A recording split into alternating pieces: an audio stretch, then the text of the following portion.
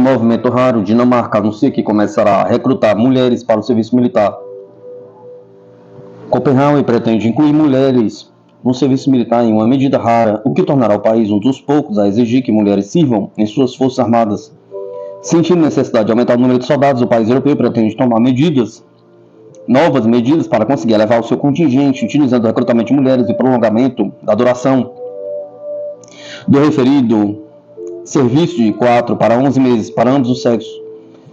Um recrutamento mais forte, incluindo a plena igualdade de gênero, deve contribuir para resolver os desafios da defesa, da mobilização nacional e do efetivo de nossas forças armadas. Disse o ministro da Defesa, Troels Lund Poulsen, citado pelo político. Na Dinamarca, o serviço militar obrigatório se aplica aos homens com mais de 18 anos de idade. No entanto, como há voluntários suficientes, nem todos são recrutados. Em vez disso, é realizada uma loteria. Atualmente, o exército dinamarquês tem um contingente entre 7.000 e 9.000 soldados, sem contar os recrutas. Informação básica, segundo dados do governo. De acordo com a primeira-ministra, Mette Frederiksen, a intenção é alcançar a igualdade de gênero no ambiente militar. Se conseguirem isso, as autoridades estimam que as Forças Armadas terão mais de 5.000 novos recrutas. Copenhague também anunciou que vai aumentar suas despesas com a defesa em 5,9 bilhões durante um período de 5 anos, ultrapassando assim a meta de despesa estabelecida pela Organização do Tratado Atlântico Norte de 2% do produto interno bruto a partir deste ano.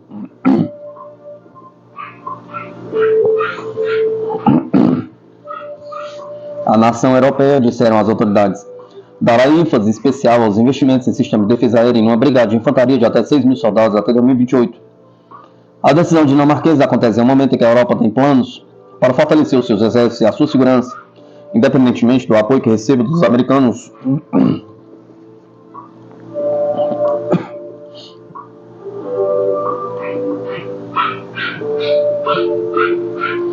E-mail.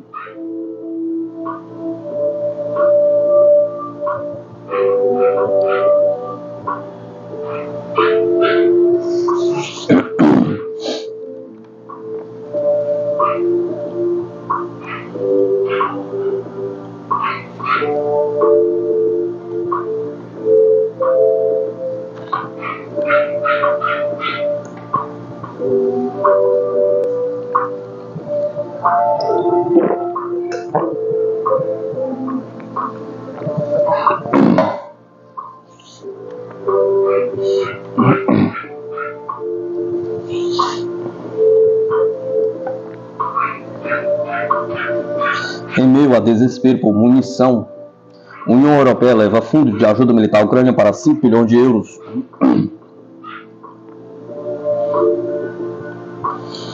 Países da União Europeia concordaram em fornecer 5 bilhões de euros para ajuda militar à Ucrânia como parte de uma reformulação de um fundo de assistência administrado pelo bloco, enquanto Kiev enfrenta grandes dificuldades no campo de batalha. Nesta quarta-feira, 13/3 de 2024, embaixadores dos 27 países membros da União Europeia concordaram com a revisão do fundo do Mecanismo Europeu de Apoio à Paz em uma reunião em Bruxelas, após meses de disputas entre lideranças como França e Alemanha, no centro do grande parte do debate.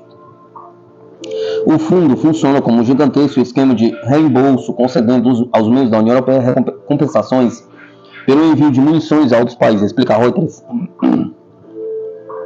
Paris, um grande promotor das indústrias de defesa europeias, insistiu em uma política forte de compra europeia para armas elegíveis para reembolso. Já Berlim exigiu que todas as doações fossem levadas em conta na determinação do tamanho das contribuições financeiras dos países para o fundo.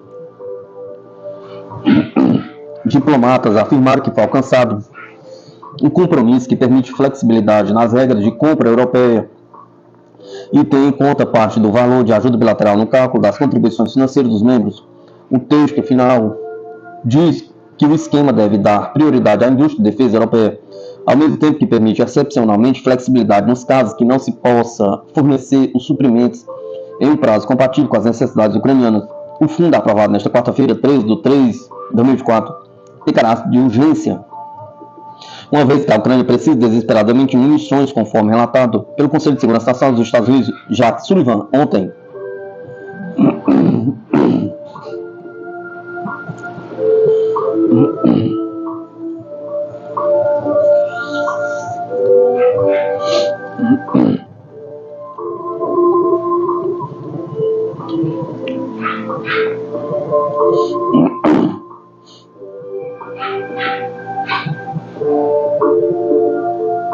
Top 10 países exportadores de armas do mundo.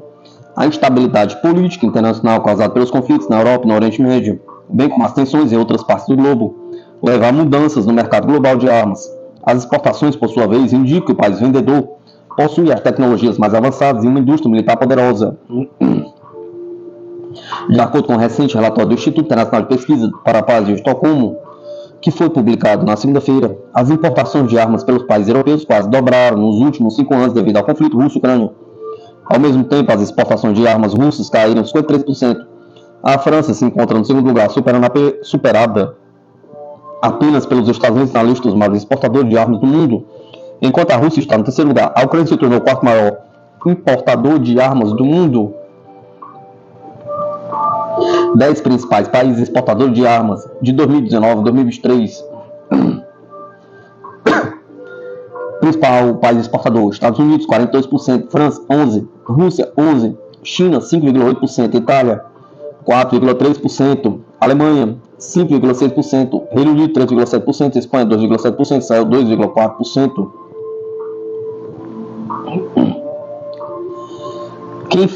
Quem fornece armas a quem? Top 3 importadores, por cento do volume de exportação dos exportadores.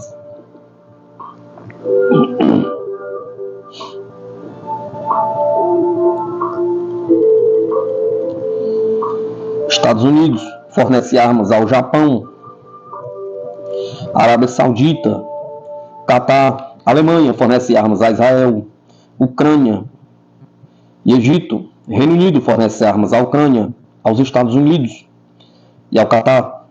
França fornece armas ao Egito, ao Catar e à Índia. Israel fornece armas aos Estados Unidos, Filipinas e Índia. Espanha fornece armas à Turquia, à Austrália e à Arábia Saudita.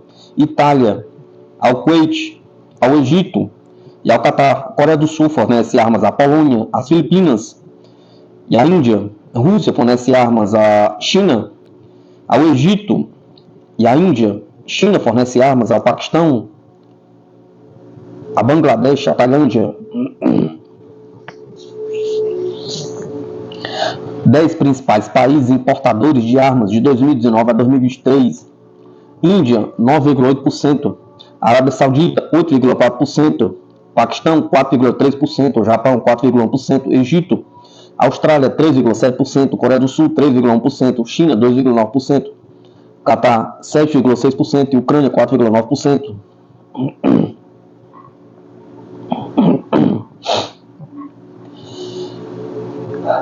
Contrariando fala de Zelensky, mapas da Ucrânia revelam avanços russos, aponta think tank americano. As tropas russas estão garantindo novos ganhos territoriais nos frontes sul e leste da Ucrânia, apesar de o presidente Vladimir Zelensky ter dito que as forças de Moscou foram detidas. Na segunda-feira, Zelensky disse à emissora francesa BFM TV que o avanço russo foi interrompido. Nosso comando, nossos militares já tiveram avanço russo no leste da Ucrânia. No entanto, em um mapa divulgado ontem pelo Instituto para o Estudo da Guerra, um think tank norte-americano localizado em Washington, a outra informação relata a revista Newsweek. Nas suas atualizações no campo de batalha da segunda e terça-feira, as forças russas ainda estavam avançando nas áreas de combates mais intensas nas regiões de Zaporozhye, Kharkov e nas repúblicas de Donetsk e Lugansk, como tem sido o caso nos últimos meses. As tropas russas têm procurado explorar a retirada da Ucrânia do assentamento fortificado de Avdiivka, continuando seus ataques, enquanto as forças ucranianas em retirada tentam estabelecer uma nova linha defensiva nos arredores da cidade devastada. As forças russas confirmaram recentemente o avanço perto de Bakhmut, Avdiivka e da cidade de Donetsk, em meio aos compromissos posicionais contínuos ao longo de toda a linha de contato. Em 12 de março, escreveu o think tank, referindo-se aos 3 assentamentos da região oriental de Donetsk. Blogueiros militares russos também relataram que as unidades de Moscou haviam avançado marginalmente perto da vila de Sinkovka, a nordeste de Kupiansk. De acordo com o Ministério da Defesa russo, nesta quarta-feira, na direção de Donetsk, as tropas russas tomaram posições mais vantajosas. As perdas da Ucrânia nas últimas 24 horas foram de até 1.135 soldados, um tanque, uma peça de artilharia autopropulsada AS-90, Braveheart, de produção britânica, aponta o comunicado da parte, conforme noticiado. Quando Putin fala sobre armas nucleares, invoca o direito de defesa, não de ataque, diz especialista. A Sputnik Brasil, especialista, comenta em entrevista dada pelo presidente Vladimir Putin e aponta que a doutrina da Rússia quanto às armas nucleares é a mesma desde a União Soviética, ou seja, são recursos de defesa e manutenção da soberania. Nesta quarta-feira, o presidente russo Vladimir Putin concedeu uma entrevista em que ele esclareceu alguns pontos do discurso feito na Assembleia Federal, sede do Parlamento Russo, em 29 de fevereiro. A entrevista dada na quarta-feira foi dada a Dmitry Kislev, diretor-geral do Grupo Midiático Rússia Segodinha, da qual a Sputnik faz parte. Em entrevista à Sputnik Brasil, João Cláudio Ptilho, professor de História e pesquisador do Núcleo de Estudo das Américas da Universidade do Estado do Rio de Janeiro, comentou os pontos abordados pelo presidente russo. Na entrevista, Putin alertou que as tropas russas estão prontas para uma guerra nuclear e disse que não descarta a possibilidade de realizar testes nucleares se os Estados Unidos o fizerem. Se eles realizarem tais testes, não excluo, não é obrigatório. Se precisarmos disso, não precisamos. Ainda temos que pensar, mas não excluo que possamos fazer o mesmo, disse o presidente russo. Segundo Pitilho, em sua fala, Putin não fez uma ameaça de iniciar uma guerra nuclear, apenas invocou o direito de defesa da Rússia. A doutrina da antiga União Soviética era clara quanto às armas nucleares. Elas não seriam jamais invocadas para atacar ninguém, mas seriam usadas para se defender, e aí você teria o status de destruição mútua. A Rússia continua com esse parecer, usando a arma nuclear como uma arma de dissuasão, que é o seguinte: não me ataque, que eu também não lhe atacarei, explica o especialista. Ele acrescenta que o alerta de Putin vem na esteira de uma preocupante declaração dada pelo presidente francês Emmanuel Macron, que afirmou que, se for preciso, tropas francesas da Organização do Tratado do Atlântico Norte entrariam em território ucraniano para lutar contra as tropas russas. Segundo Pitilho, sendo a França um país que possui armas nucleares, a declaração de Macron alerta para uma escalada que pode levar a uma guerra nuclear. E a Rússia avisa que a sua prontidão é plena, ou seja, vai invocar o seu direito de defesa, não vai ser destruída. E nós sabemos que uma guerra nuclear envolvendo essas potências levará à destruição do planeta. Então é importante que todos os líderes do planeta que possuem armas nucleares estejam conscientes de que elas têm que continuar recolhidas e que no lugar delas é preciso exercer a diplomacia. O especialista também sublinha que os Estados Unidos não apenas se furtaram em ratificar o Tratado de Proibição Total de Testes Nucleares, firmado no pós-Guerra Fria, como continuaram em uma grande ofensiva global para dominar não um continente, mas um planeta. Isso não é uma retórica. Basta ver que os Estados Unidos têm bases em todo o mundo, e a Rússia, no seu caminho de desenvolvimento natural, é óbvio que vai romper, vai sair desse tratado. Porque esse tratado estava servindo para patrulhar e policiar os outros, não os Estados Unidos. Porque com esse discurso de fiscalizar e controlar o estoque nuclear mundial, os Estados Unidos, por trás disso, continuaram suas ações de avanços imperialistas. Ou seja, você ia retirando o direito dos países de se defenderem, eles iam diminuindo essa capacidade nuclear, enquanto os Estados Unidos iam aumentando a sua presença militar em vários pontos, encurralando esses outros países. E a Rússia não quer ser encurralada, não quer ser surpreendida, então age de maneira a se proteger, explica Pitilho. É bom que isso diga que é de conhecimento mundial que Israel tem um pequeno arsenal nuclear, é pequeno, mas existe, que nunca foi policiado, nunca foi fiscalizado. E isso nunca foi objeto de discussão entre franceses e ingleses, nem entre estadunidenses. Então esse tratado tem 2 pesos e 2 medidas, complementa.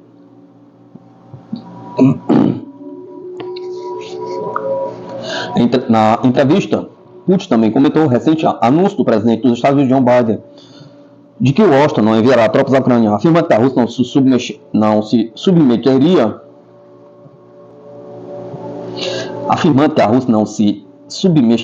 subestimaria a gravidade de tal ação.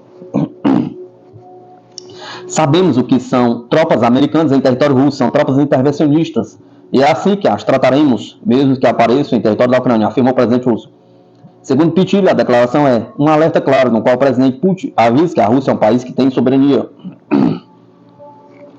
Porque nós conhecemos há 200 anos o papel que os Estados Unidos jogam no mundo de intervenção, de invasão, de golpes de Estado, de destruição de soberanias.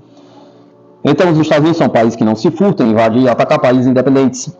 Esse destino manifesto que os Estados Unidos rogaram para si é extremamente ameaçador, porque você vê os Estados Unidos apoiando a destruição da Síria, apoiando uma Ucrânia fascista, apoiando uma série de ações de terroristas ao redor da Rússia. Isso tem preocupado o presidente Putin, que não se furtará em agir em defesa do seu território. É o mínimo que os Estados Unidos deveriam compreender e respeitar, porque essa doutrina bélica dos Estados Unidos cobra um preço caro. Um preço em vidas humanas, e a ideia do imperialismo é manter esses países em condição subordinada, e a Rússia tem todo um capital histórico que não lhe permite ficar subordinada a ninguém. Na entrevista, Putin afirmou que muitas pessoas do mundo associam a luta da Rússia por seus interesses às suas próprias esperanças de soberania e desenvolvimento independente. Eles associam nossa luta por nossa independência e verdadeira soberania com seus próprios desejos de soberania e desenvolvimento independente. Mas isso é agravado pelo fato de que, nas elites ocidentais, há um forte desejo de congelar a situação existente, uma situação injusta nas relações internacionais. Eles se acostumaram durante séculos a encher a barriga com carne humana e os bolsos com dinheiro. Mas eles precisam entender que o baile dos vampiros está acabando, disse o presidente russo. Segundo Pitilho, a declaração é uma crítica ao imperialismo e ao colonialismo. Ele destaca que a expansão do Ocidente capitalista para os demais continentes do mundo se deu com base na exploração e na violência. Diz que, nesse contexto, a Rússia propõe uma nova discussão, um rearranjo, um novo concerto das nações, onde esses países têm a possibilidade de reverter esse quadro, de passar a ser dono dos seus próprios destinos. Esses países que outrora não tinham possibilidade, muitas vezes tinham que se submeter ao imperialismo, vendo as suas matérias-primas sendo drenadas por valores irrisórios e ficando apenas com o ônus dessa extração. Agora eles podem girar o seu comércio para uma relação mais justa de benefício comum com outro bloco. E esse alerta o presidente Putin faz ao mundo todo. É um aviso para o terceiro mundo que hoje a gente pode chamar de subglobal, que é possível reverter esse quadro. Pitilho também destaca que as entrevistas concedidas por Putin contribuem para desmantelar as falsas narrativas ocidentais que difundem o que ele classifica como uma visão deturpada da realidade, no intuito de alastrar a russofobia ao redor do mundo. O presidente russo falando mais vezes, permitindo que as pessoas no Ocidente conheçam melhor a sua personalidade, o que ele faz, o que ele pensa. Isso aumenta a contradição. Isso faz com que o presidente Putin chame esse Ocidente e boa parte da população ocidental a fazer uma reflexão. Isso rompe as barreiras que o Ocidente imperialista cria não só na guerra política, mas na guerra cultural. Então a fala do presidente Putin é esclarecedora, diz o especialista. Toda vez que Putin fala, ele combate essa guerra cultural, essa mentira, e permite que as pessoas conheçam mais sobre ele e a Rússia. E conheçam a motivação do governo russo, que não é bélica, pelo contrário, é de paz, mas uma paz justa, porque o problema é a Pax Americana. A Pax Americana é a paz dos cemitérios. Isso não interessa a ninguém, concluiu.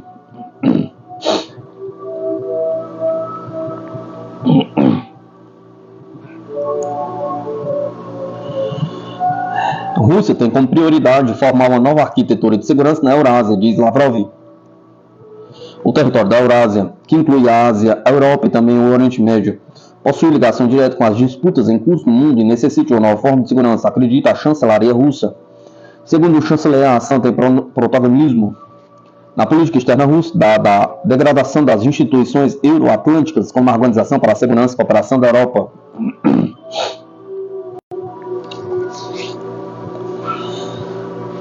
Da completa degradação da OSCE como símbolo euroatlântico, coloca-se como primeiro plano a tarefa de formar uma nova arquitetura de segurança igual e indivisível na Eurásia, chamada a completar e fortalecer a formação do extenso espaço eurasiano, que foi mencionado em várias ocasiões pelo presidente Putin e está sendo formado graças aos esforços conjuntos da União Econômica da Eurásia, da Organização para a Cooperação de Xangai, da Associação das Nações do Sudoeste Asiático e da Comunidade dos Estados Independentes, enfatizou Lavrov. Ao mesmo tempo, o ministro acredita que o fortalecimento desse processo contribuirá para a formação de uma base econômica sólida que permita promover a questão da segurança no imenso continente eurasiático, acrescentou. Lavrov também recordou que em outubro de 2023 já foram empreendidos trabalhos práticos para lançar as bases de tal sistema. A Rússia participou na conferência internacional organizada por Belarus em Minsk, que então presidiu a Organização do Tratado de Segurança Coletiva e que foi dedicada às perspectivas de formar um sistema de segurança eurasiano. Esse trabalho continua no âmbito de vários fóruns, especificou o chanceler.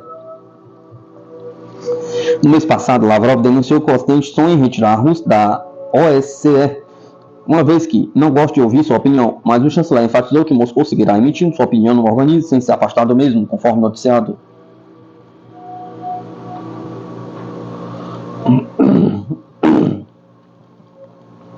Analista: expansão da OTAN em 1999 foi um sinal claro a Rússia de que a Guerra Fria nunca acabou.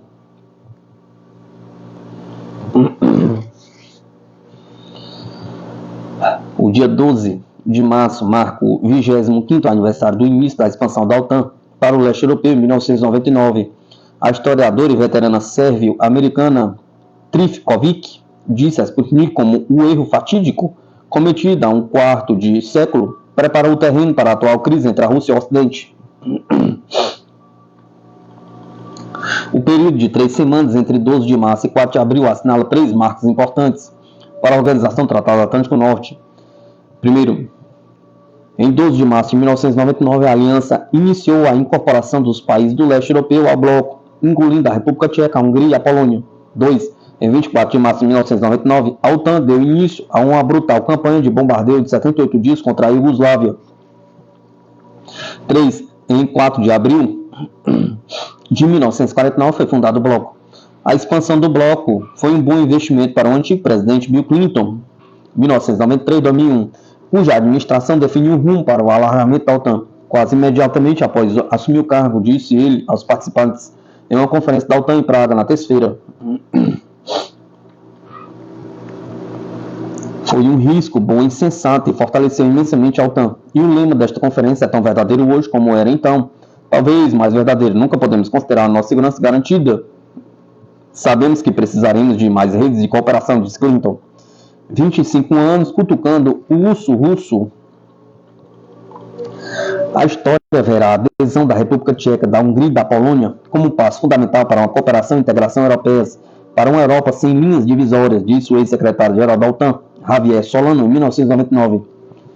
25 anos depois, as palavras de Solana soam como uma zombaria, com a Europa se encontrando no meio de sua pior crise econômica e de segurança desde a Segunda Guerra Mundial. E a Ucrânia e a guerra por procuração alimentada pela OTAN contra a Rússia na Ucrânia, ameaçando transformar a região e talvez o mundo em uma pilha de cinzas fumegantes.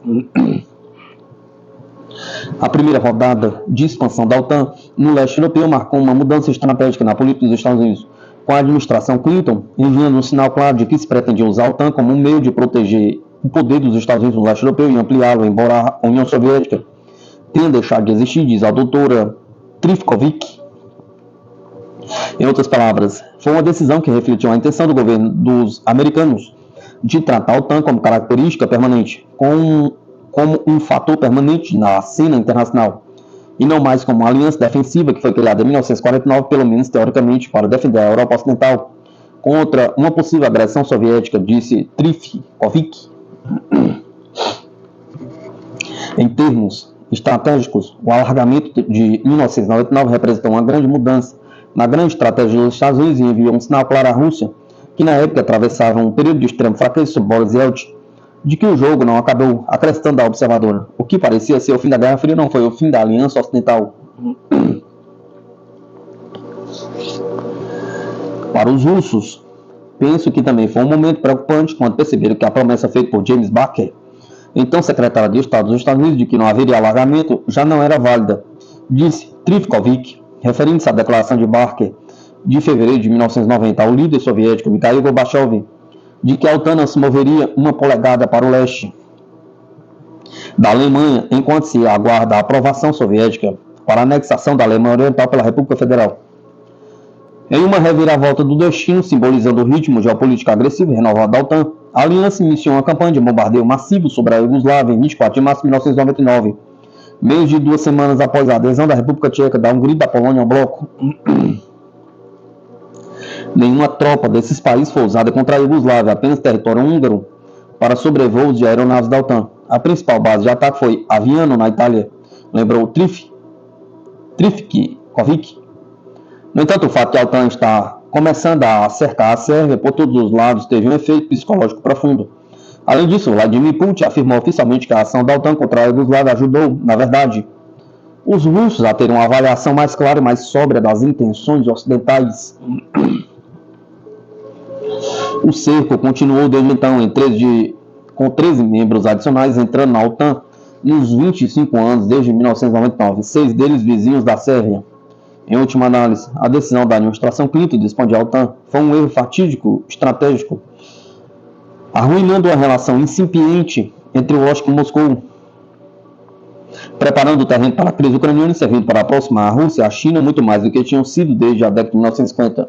George Kennan, um dos arquitetos da estratégia dos Estados Unidos na Guerra Fria, disse quando esta onda de expansão ocorreu que foi o maior erro da política externa dos Estados Unidos no período do pós-Guerra Fria. Lembrou Trifkovic. Kennan, como estrategista do mais alto nível, era extremamente cético quanto à sabedoria de expandir a OTAN. Agora, passados todos esses anos, vemos que de fato ele tinha razão, resumiu a observadora.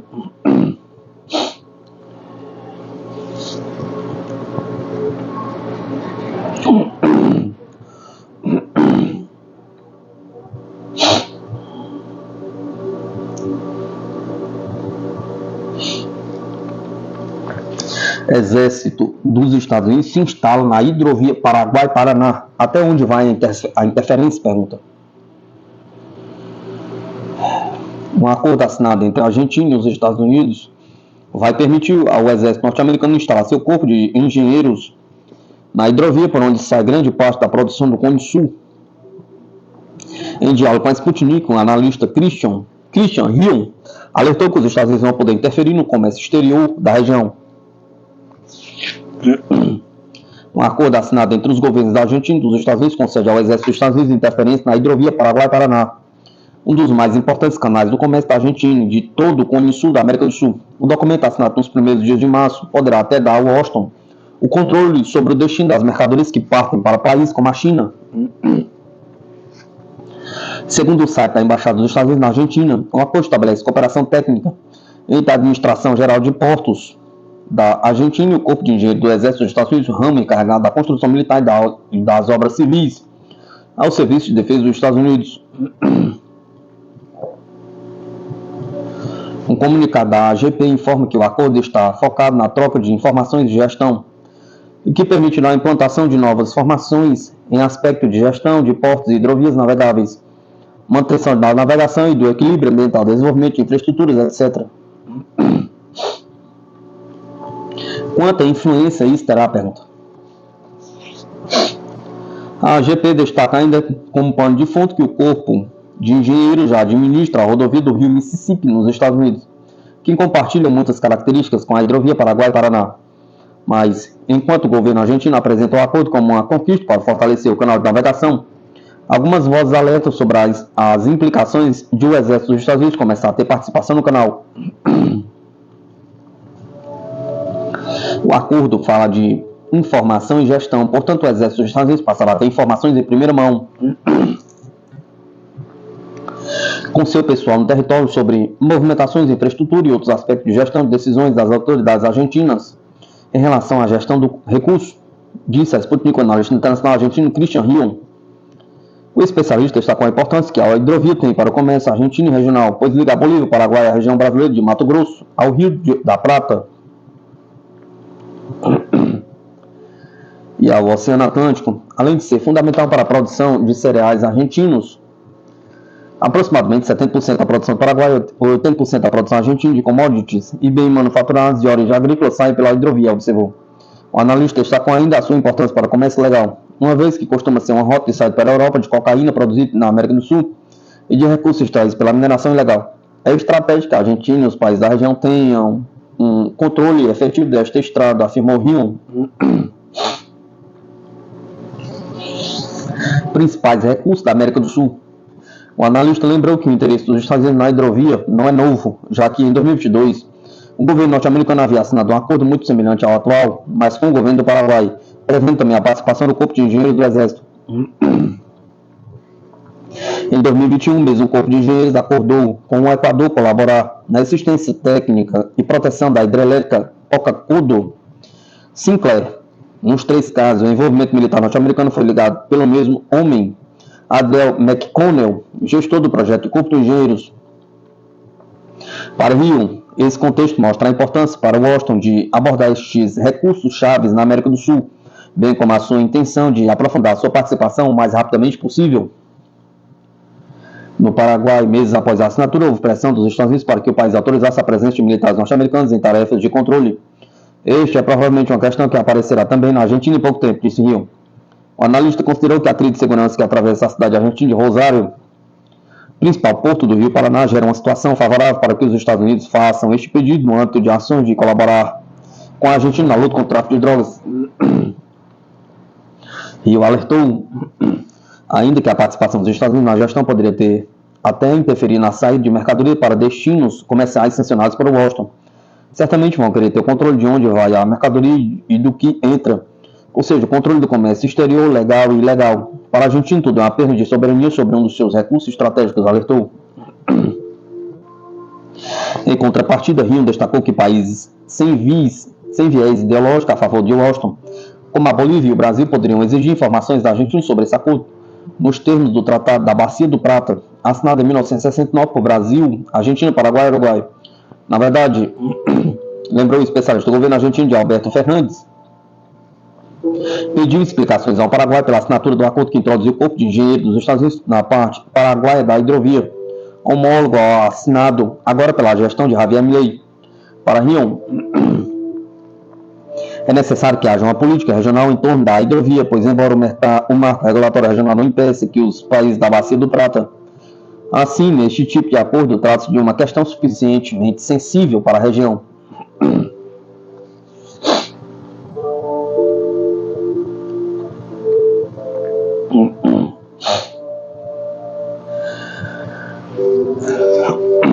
Exército dos Estados Unidos anuncia que vai montar base de operação na costa de Gaza. O Comando Central dos Estados Unidos, CENTCOM, anunciou que os navios do exército americano estão se dirigindo ao Mediterrâneo Oriental com o objetivo de estabelecer um cais naval temporário na costa de Gaza. Supostamente, a iniciativa visa facilitar a entrada de ajuda humanitária à população da faixa de Gaza, segundo publicou o comando. A publicação revelou que navios da 7ª Brigada de Transporte Expedicionário, 3º Comando Expedicionário Sustentável e 18º Corpo de Paraquedistas, incluindo navios Monte Rei, Matamoros e Matamoros, partiram da base conjunta Langley, Austin, ao Mediterrâneo Oriental. Eles estão transportando equipamentos e suprimentos essenciais para estabelecer um cais temporário, que servirá como ponto de entrega para a ajuda humanitária destinada à faixa de Gaza. A situação na região tem sido cada vez mais preocupante desde 7 de outubro de 2023, após os ataques com foguetes lançados a partir da faixa de Gaza em direção a Israel. Até o momento, mais de 30 mil palestinos foram relatados como vítimas no enclave. O conflito entre Israel e Palestina persiste há décadas, com raízes profundas na disputa territorial e na busca por soluções políticas duradouras. Apesar dos esforços internacionais para resolver a questão, a situação continua causando sofrimento e incerteza para a região.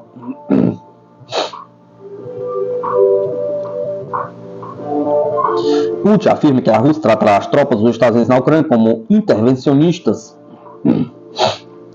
O presidente russo Vladimir Putin afirmou que a Rússia considerará eventuais tropas dos Estados Unidos enviadas à Ucrânia como intervencionistas. As declarações foram feitas durante a entrevista com o diretor-geral do grupo midiático Rossiya Segodina, da qual a Sputnik faz parte, Dmitry Kislev. Putin respondeu ao anúncio de que os Estados Unidos não enviariam tropas à Ucrânia, afirmando que a Rússia não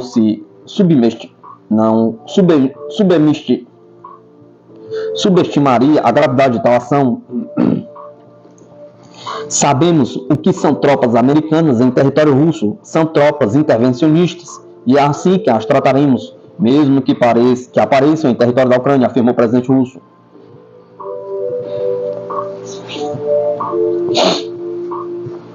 Putin destacou que Washington entende a posição da Rússia sobre este assunto. As tensões entre a Rússia e o Ocidente vêm aumentando desde 2014 e os Estados Unidos e seus aliados da Organização Tratado do Atlântico Norte têm apoiado Kiev.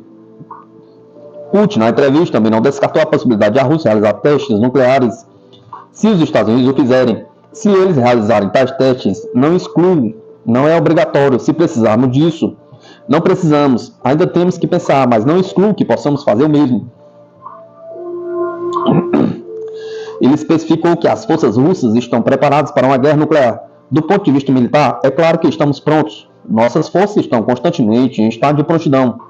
Eu disse que o presidente dos Estados Unidos, John Biden, é uma pessoa representante da escola política tradicional. Isso está sendo confirmado. Lá, além de Biden, há muitos outros especialistas em relações russo-americanas e em estratégia de dissuasão. Portanto, não acredito que tudo esteja se encaminhando diretamente para isso, mas nós estamos preparados.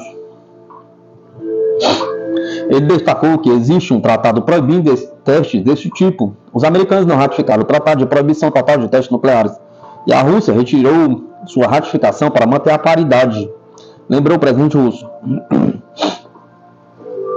Como o tratado não foi ratificado pelos Estados Unidos, ele não entrou em vigor legalmente, porque não recebeu o número necessário de ratificações. No entanto, ainda observamos esses acordos de Putin.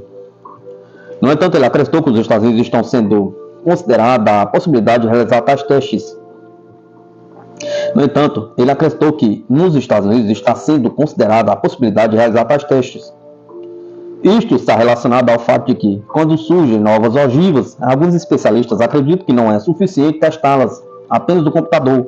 Elas precisam ser testadas em condições reais. Essas ideias estão circulando em certos grupos nos Estados Unidos. Nós sabemos disso e também estamos observando, disse o presidente russo. O tratado multilateral foi adotado pela Assembleia Geral da Organização das Nações Unidas em 10 de setembro de 1996, com o objetivo de prevenir a proliferação de armas nucleares em todos os seus aspectos. Em 2 de novembro de 2023, o líder russo assinou a lei pela qual a Rússia retira sua ratificação ao CTBT.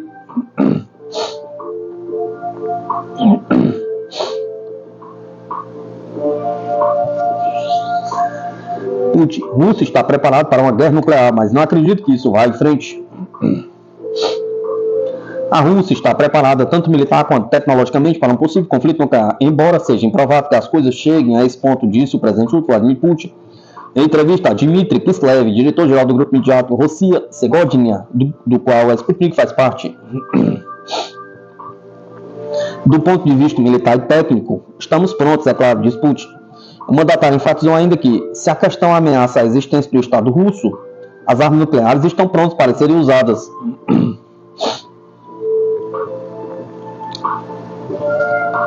Temos nossos princípios. O que os princípios, dizem é que estamos preparados para usar armas. Inclusive quaisquer armas e aquelas que você mencionou. Se for uma questão de existência do Estado russo, ou de danos à nossa soberania e independência, tudo está escrito em nossa estratégia, não a mudamos. Putin afirmou também que os Estados Unidos estão desenvolvendo armas nucleares, mas isso não significa que estejam prontos para iniciar uma guerra nuclear amanhã. Segundo o presidente russo, John Biden representa a escola política tradicional, e os Estados Unidos têm muitos outros especialistas em relações Rússia e Estados Unidos de dissuasão estratégica. Mas isso não significa que, na minha opinião, eles estejam preparados para desencadear essa guerra nuclear amanhã. Bem, eles querem. O que podemos fazer? Pergunta. Estamos prontos, diz Putin.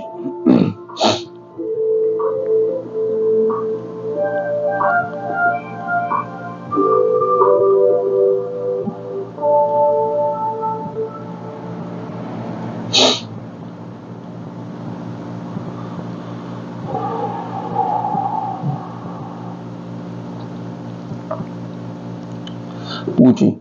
Mísseis à vanguarda reduziram a zero investimento dos Estados Unidos em defesa antiaérea. A Rússia não está em uma encruzilhada, está no caminho estratégico de seu desenvolvimento, declarou o presidente russo Vladimir Putin em entrevista a Dmitry Kislev, diretor-geral do grupo midiático Rossiya Segodnya, da qual Sputnik faz parte. A Rússia não está em uma encruzilhada, está em um caminho estratégico do seu desenvolvimento e não vai se afastar do seu caminho, disse ele. Segundo declarou o líder russo na entrevista na linha de contato da Operação Militar Especial, a iniciativa passou completamente para as Forças Armadas da Rússia, observando que as tentativas de Kiev de atacar as regiões de Belgorod e Kursk ocorrem devido ao fracasso das linhas de frente. Agora a iniciativa na linha de contato passou completamente para nossas Forças Armadas. Todos sabem disso, todos reconhecem, disse o chefe de Estado, comentando a situação na área da Operação Militar Especial.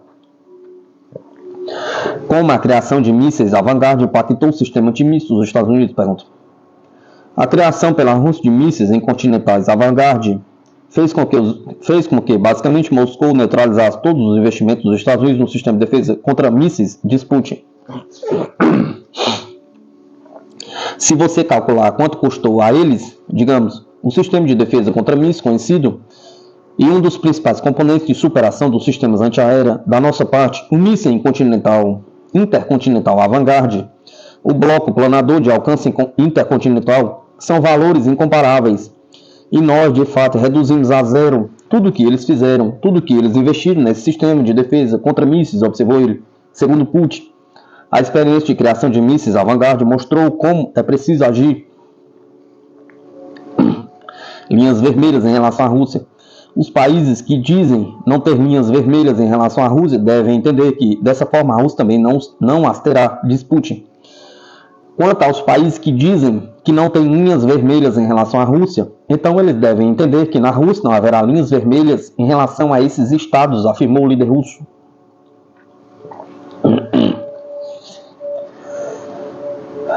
Fantasias de generais alemães sobre ataque à ponte da Crimeia.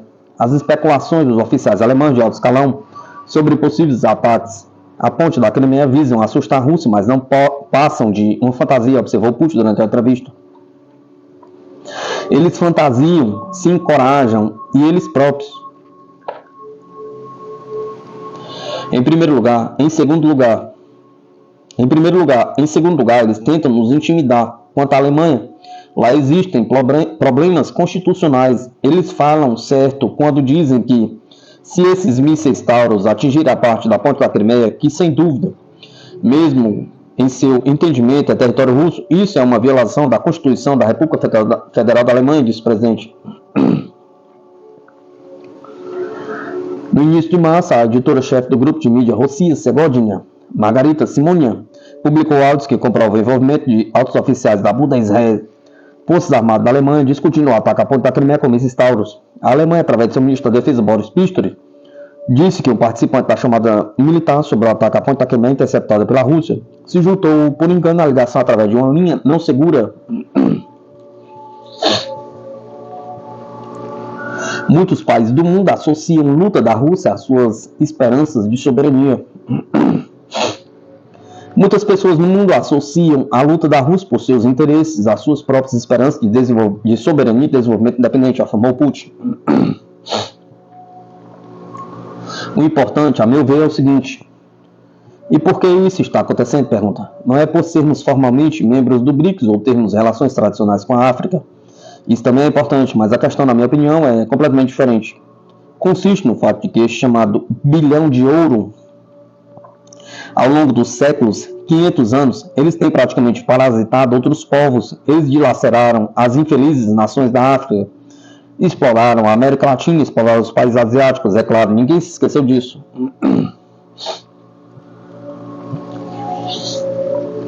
Tem uma sensação de que não é nenhuma questão das lideranças desses países. Embora isso seja muito importante, mas os cidadãos comuns desses países sentem com seus corações o que está acontecendo. Eles associam nossa luta por nossa independência e verdadeira soberania com seus próprios desejos de soberania e desenvolvimento independente. Mas isso é agravado pelo fato de que, nas elites ocidentais, há um forte desejo de congelar a situação existente, uma situação injusta nas relações internacionais. Eles se acostumaram durante séculos a encher a barriga com carne humana e os bolsos com dinheiro. Mas eles precisam entender que o baile dos vampiros está acabando, concluiu Putin.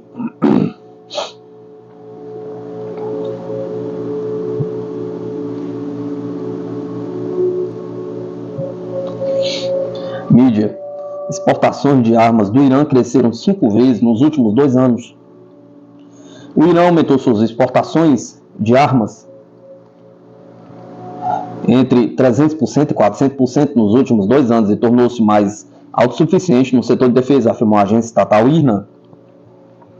Nesta quarta-feira, citando o ministro da Defesa iraniano, Mohammad Reza Ashtiani, devido às inovações e ao tipo de armas que estão sendo fabricadas, esta quantidade aumentará ainda mais no futuro, disse o ministro após uma reunião no gabinete em Teherã.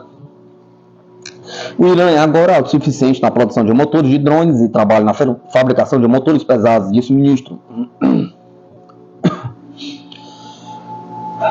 Autoridades iranianas realizaram reuniões com representantes de vários países da região, incluindo a Armênia e o Catar, para discutir o que pode ser feito para formar a base da expansão da cooperação na defesa entre eles, disse Ashtiani, acrescentando que Teherã adotou uma abordagem semelhante em relação à Rússia e à Turquia.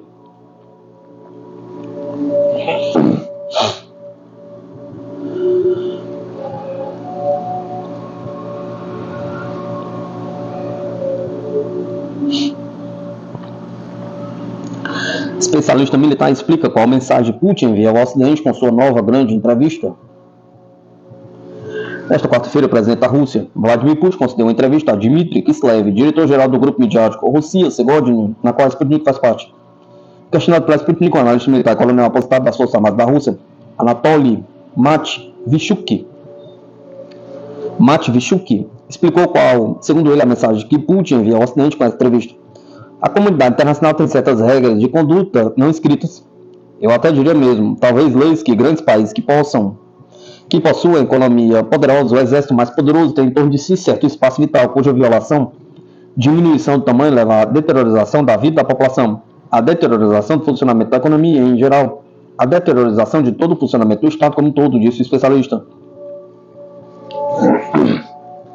Acho que Putin está alertando os Estados Unidos. Vocês expandiam seus interesses, mas até que vocês não tocavam em nosso espaço vital, estávamos em silêncio. Mas a Ucrânia, Belarus, os antigos países da União Soviética, são os nossos vasos sanguíneos que nos alimentam. Porque estão historicamente ligados à nossa Rússia. É parte de um todo.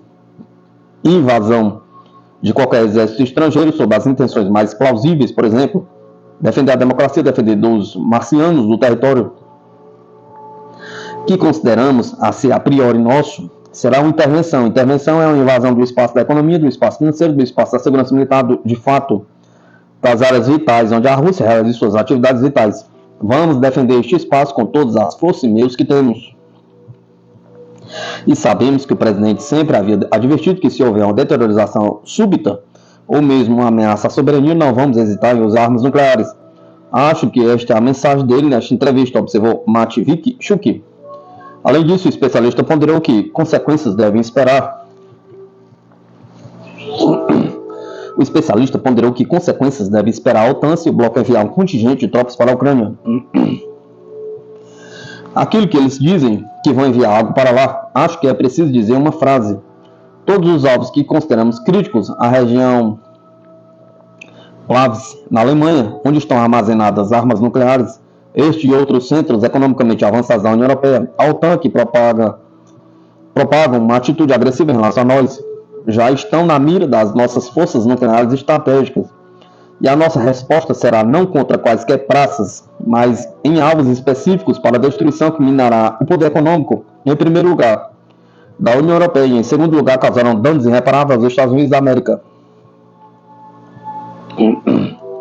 Durante a entrevista, o presidente russo afirmou que a Rússia considerará intervencionistas as eventuais tropas dos Estados Unidos enviadas à Ucrânia.